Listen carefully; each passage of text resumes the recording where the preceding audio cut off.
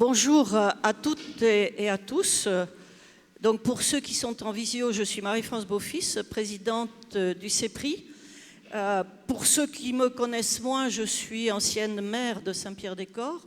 Saint-Pierre-des-Corps qui est entre la Loire et le Cher, donc en pleine zone inondable. J'ai été pendant 37 ans maire et j'ai beaucoup travaillé donc, sur ces questions des risques d'inondation. Et je suis une ancienne sénatrice qui a décidé maintenant de passer le relais. Et donc je m'investis au sein du CEPRI pour faire en sorte que ces questions des risques d'inondation soient mieux appropriées sur l'ensemble de notre territoire. Les images d'inondations se succèdent. Les Hauts-de-France, avec ses deux départements du Nord et du Pas-de-Calais, nous rappellent que nos territoires sont divers. La remontée de nappe, le niveau des terrains par rapport à la mer, tout cela va obliger les collectivités à repenser leur aménagement, alors que 20 ans plus tôt, elles avaient engagé des interventions après une précédente crue pour mieux se protéger. Aujourd'hui, le bilan, le retour d'expérience va être particulièrement utile pour savoir comment, au-delà du moment de la crise, les territoires vont pouvoir se reconstruire avec l'objectif non pas de panser les plaies, même s'il faut le faire, mais surtout comment se relever, comment faire en sorte qu'une nouvelle crue, aussi ou peut-être plus importante, pourra être supportée sans dégâts. Je l'ai mis entre guillemets parce que le sans dégâts, il est complexe à mesurer à l'époque où on est. Cette période est moins sous le feu des médias. C'est une période où l'impatience pèse sur les élus. Les réponses étant longues pour ceux qui ont vécu la crise et voudraient retrouver une vie normale, sans avoir la hantise de la crue suivante. Cette période où le territoire se reconstruit, nous avons plutôt retenu le terme « se relève » est déterminante. Nous avons tous en tête, pour ceux qui ont à gérer l'avenir du territoire soumis au risque d'inondation, cette notion de réduction de la vulnérabilité. On a vu fleurir de nombreuses idées, pour ne pas dire solutions, appuyées sur la protection. Appuyées sur cette notion, elles se sont traduites par l'idée de lutter contre la montée des eaux. Mais on en voit bien les limites, surtout avec les conséquences du réchauffement climatique. Mais je ne m'attarderai pas sur ce sujet, je crois qu'il nous faut intégrer le vivre avec. Et réfléchir comment on reconstruit les espaces de vie des habitants différemment, ce qui intègre leur habitat, les activités économiques, l'ensemble des services nécessaires à cette vie. Si cette question de la réduction de la vulnérabilité suite à une inondation a donné lieu à de nombreux écrits, à de nombreuses publications, celle de la durée ou encore de la vitesse de la reconstruction ou du rythme de la reconstruction est beaucoup moins renseignée. Ce qui a déclenché notre conscience de cette réalité et la nécessité de s'y intéresser, c'est l'interpellation du maire du Grand Bornand lors d'une présentation des travaux réalisés dans sa commune. Nous étions avec Marie à cette présentation et il nous a présenté ces travaux qui avaient nécessité 8 années pour que la commune se sente mieux à même de faire face à une nouvelle crue lorsqu'elle se produira. Et le maire nous interpellait en disant « Aujourd'hui, ce serait probablement plus long que 8 ans ». Pourtant, 8 ans, ça nous paraissait déjà long. Or, on le sait, le temps du relèvement est un temps de fragilité pour les communes concernées. Elles peuvent perdre des habitants, des activités économiques, ce qui va peser également sur la vie des services. Son attractivité, leur attractivité, excusez-moi, diminue et c'est en même temps la période où on risque de perdre des moyens de se redresser au plus tôt. Comment maintenir la mobilisation des équipes avec lesquelles on travaille depuis longtemps.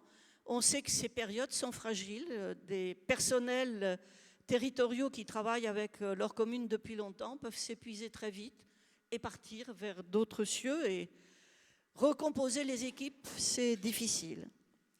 L'impact physique et psychologique de la catastrophe détruit des liens qui permettaient de faire vivre la commune. Comment donc envisager l'avenir ? Pour éviter cette déprise des territoires inondés, il est important d'anticiper les inondations et leurs conséquences, faire en sorte que la catastrophe soit moins grave, la reconstruction plus facile, le territoire moins pénalisé. Partir de l'idée que reconstruire mieux après l'inondation, c'est bien, anticiper pour faciliter et accélérer la reconstruction, c'est mieux.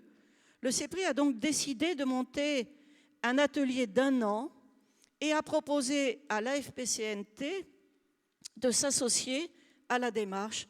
Et c'est donc ensemble que le travail s'est engagé. Avec une première étape d'interrogation qui nous a amené à interroger des acteurs de cette reconstruction après une crue, 40 acteurs interviewés, dont vous trouverez ici des éléments de leur témoignage, mais vous entendrez quelques-uns d'entre eux tout à l'heure. Ces interviews ont permis déjà d'engranger un certain nombre d'interrogations sur les conditions de la reconstruction, les difficultés rencontrées, mais aussi les aspects positifs qui ont pu être perçus. Le 22 juin, nous avons, à Mandelieu, pu faire vivre de premiers éléments de ce travail. Pour poursuivre, nous avons fait appel aux diversités des intervenants de ce relèvement, représentant des collectivités territoriales dans leur diversité, des ministères, mais je ne vous ferai pas la liste puisque Marie m'a assuré que tout à l'heure, vous allez voir la liste de toutes les personnes qui ont été associées à la démarche, parce que quand j'ai vu la liste, j'ai dit ça ne passe pas bien à l'oral, donc, et ça m'évitera d'en oublier. Donc, ensemble de personnes importantes et qui ont participé à des réunions stratégiques pour croiser les points de vue à partir des expériences diverses. Ceci afin de préparer ce que nous avons appelé une feuille de route que nous vous invitons à discuter, à enrichir aujourd'hui. Avec l'objectif qu'ensuite, chacun dans vos domaines de compétences, vous puissiez déterminer sur quoi vous vous sentez prêt à vous investir pour que les freins actuels soient levés. Freins financiers, freins réglementaires ou législatifs, freins dans l'organisation, freins aussi dans la formation, dans les métiers indispensables pour le redressement, pour ne citer que quelques-uns des aspects que l'on a retirés de l'ensemble de ces ateliers. Aujourd'hui, je voudrais remercier déjà tous ceux qui ont participé à ces travaux, mais vous remercier vous aussi qui êtes en présentiel et tous ceux qui sont avec nous en visioconférence, pour vous dire que vos réflexions, votre participation aujourd'hui va nous aider pour construire la suite. Je voudrais remercier donc tous ceux qui se sont mobilisés et je voudrais remercier Madame Valérie Desjardins, qui est bourgmestre de Limbourg, en Belgique, et dont l'expérience peut être pour nous un enrichissement de notre travail par les interrogations qui sont les siennes suite à la crue sur son territoire dont elle nous avait parlé aux ANRN de 2022. J'ajouterai que je souhaite, ou j'espère, que ce travail contribuera à mobiliser les territoires qui, même s'ils n'ont pas eu d'inondation depuis longtemps, pour mieux intégrer dans leur projet d'aménagement cette anticipation d'une crue, pour faire en sorte que leur avenir soit mieux assuré, donc que cette mobilisation des territoires puisse naître de ces travaux. Je suis toujours étonnée qu'on me dise que si on n'a pas eu de crue, on ne peut rien faire en termes d'anticipation. Je suis choquée même de penser qu'on ne puisse pas le faire, et je le dis d'autant plus qu'en tant que maire d'une commune soumise au risque d'inondation, nous avons intégré pendant en tout cas cette période où j'ai dirigé cette ville avec l'équipe municipale, nous avons réussi à intégrer dans le PLU des obligations qui naissent de cette perception justement du risque d'inondation et que des mesures ont été mises en œuvre pour pouvoir le réaliser.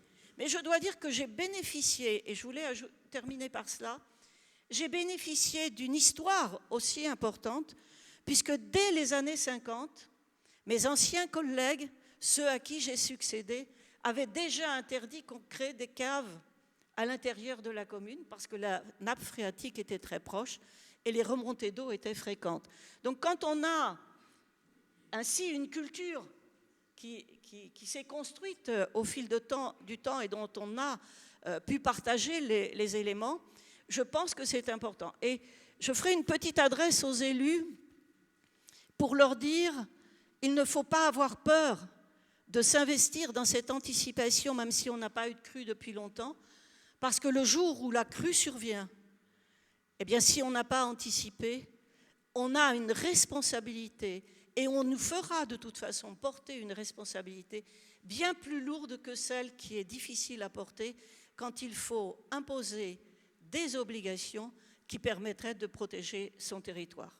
Merci à toutes et à tous pour votre attention et je vais passer maintenant la parole à Anne-Marie Levrault pour l'Association française de prévention des catastrophes naturelles et technologiques. Anne-Marie, c'est à toi.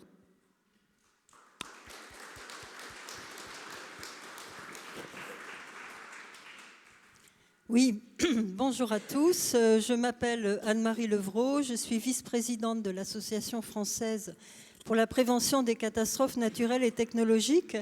Alors moi, j'ai un parcours tout à fait différent de celui de Marie-France, puisque je suis une fonctionnaire d'État à la retraite et j'ai travaillé presque toute ma carrière, aussi bien sur le terrain qu'à Paris, sur les sujets de l'eau et des risques. Donc les inondations, j'ai eu malheureusement l'occasion d'en connaître, non pas du côté des élus, mais du côté des services de l'État. Et ce sujet est très difficile et très compliqué, comme l'a dit Marie-France. Alors, tout d'abord, permettez-moi de saluer la richesse du travail qui a été mené cette année 2023 dans le cadre du partenariat CEPRI AFP-CNT sur ce thème du relèvement des territoires après inondation. Marie-France nous a parlé tout à l'heure de l'évolution des concepts qu'il fallait passer du lutter contre au vivre avec. Je dois dire que c'est un sujet qui est d'actualité depuis de nombreuses années. Et je crois que c'est un sujet qui, malgré tout, reste encore complètement d'actualité parce que les mentalités de notre pays ne sont peut-être pas si préparées à ces sujets. Le sous-titre de cette séance, c'était l'urgence d'anticiper. Donc Marie-France l'a rappelé. Et je crois que tous les témoignages recueillis au cours de ce travail partenarial illustrent bien, comme l'a dit Marie-France, le traumatisme pour le territoire et ses habitants de ces inondations ravageuses, souvent meurtrières. Ils illustrent aussi la durée de la phase de convalescence des territoires impactés, durée d'autant plus longue que le territoire n'était pas préparé. Or, nous savons tous que les phénomènes vont s'aggraver avec le changement climatique, d'où l'urgence encore plus forte aujourd'hui d'anticiper pour se préparer. Marie-France a déjà rappelé les grandes étapes du travail qui aboutit aujourd'hui à ce projet de feuille de route qui sera discuté. Je vous invite, comme l'a déjà fait Marie-France, si ce n'est pas déjà fait, à lire les affiches disposées autour de la salle qui illustrent la richesse des entretiens qui ont permis d'amorcer le travail. Ce chantier, mené en partenariat CEPRI AFP-CNT, il est intéressant également à titre méthodologique. C'est l'exemple d'une démarche exploratoire pour cerner sur un temps court, une année seulement, un chantier complexe et cerner des pistes d'action.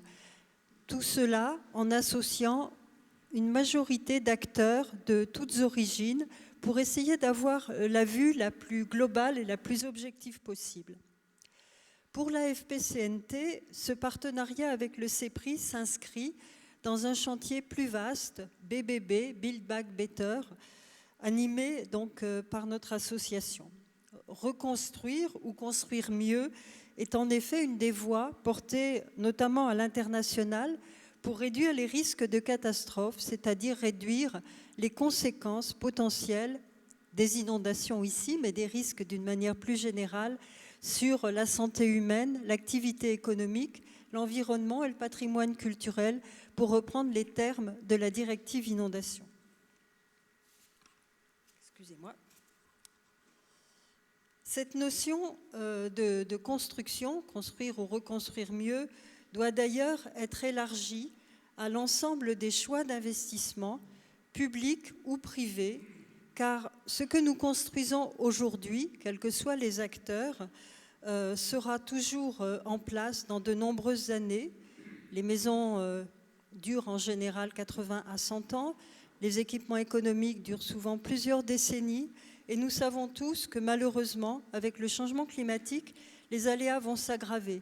Je vous invite à vous référer au rapport que France Stratégie a publié en 2023, qui s'appelait « Coût de l'inaction face au changement climatique, que sait-on ?»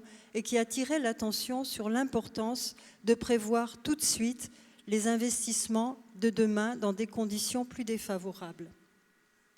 Raccourcir la durée de cette phase de relèvement, c'est un objectif essentiel pour permettre au territoire de se reconstruire.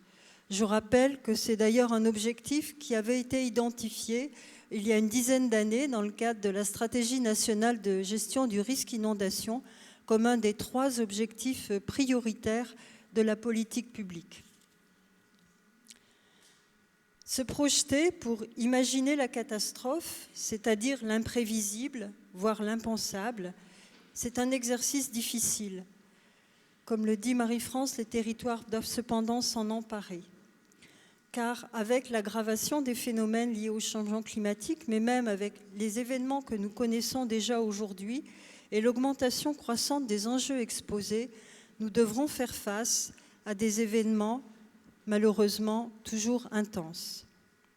Les témoignages qui sont affichés nous disent l'importance de connaître et de comprendre son territoire. Ils apportent aussi, ces témoignages, des messages d'espoir, la catastrophe étant l'occasion, je reprends les termes de certains acteurs, de réfléchir le village différemment ou de construire une nouvelle vision du territoire. Ce partage de la vision du territoire, la conscience du risque par tous, cette compréhension du territoire, la concertation, le respect mutuel sont des conditions indispensables pour instaurer la confiance et la coopération qui sont elles aussi indispensables à ce relèvement. Alors ce travail collectif entre tous les acteurs a fait émerger une dynamique. Cette journée en est la preuve.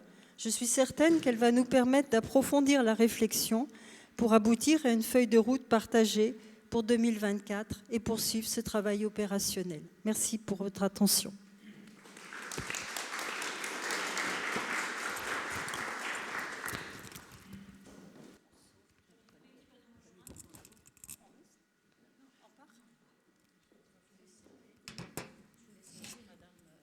Merci beaucoup.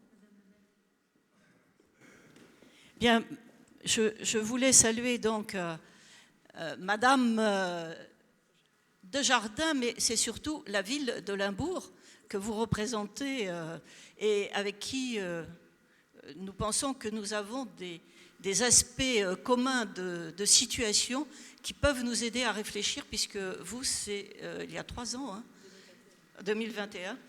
Oui, ça fait presque 3 ans. Hein. Ça fait presque 3 ans que vous avez vécu donc une inondation catastrophique et je pense que vous allez pouvoir nous apporter beaucoup d'éléments intéressants dans ce domaine. Merci Madame Desjardins d'avoir fait le déplacement jusqu'à nous ce matin. Et je vous laisse avec Marie, Laure et Clara, donc, ainsi que Bernard. Je te cherchais, mais tu vois, la lumière nous posait quelques difficultés. Donc je vous laisse tous les 5 et je vous dis à tout à l'heure.